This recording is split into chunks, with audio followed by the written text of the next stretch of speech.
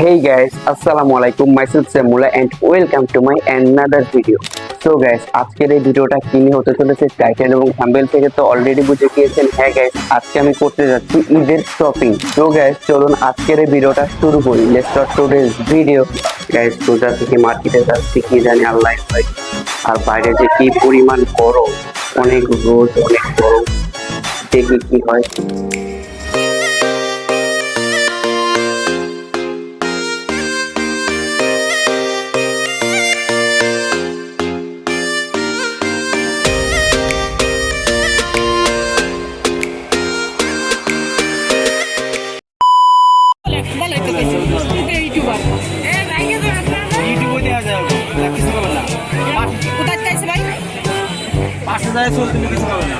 বিভিন্ন দেশের দেশে না এক জায়গায় দুই দেশে কোথায় সবকটা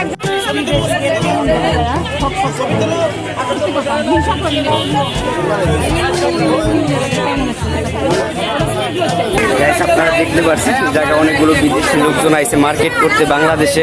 ভাই রে ভাই, আপনারা বিশ্বাস করবেন না, এই বিদেশি লোকজনকে দেখতে এইখানে যে কত পরিমাণ ভিড় হয়েছিল বলার বাইরে।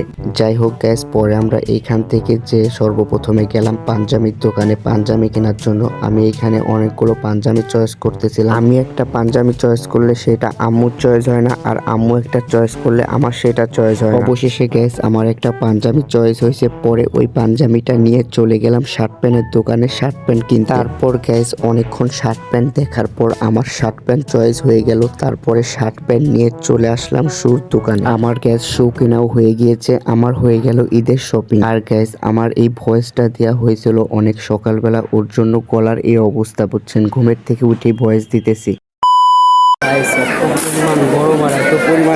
বলার বাইরে। আলহামদুলিল্লাহ গ্যাস শপিং ডান, কেবল শপিং করে চলে আসলাম বাসায়।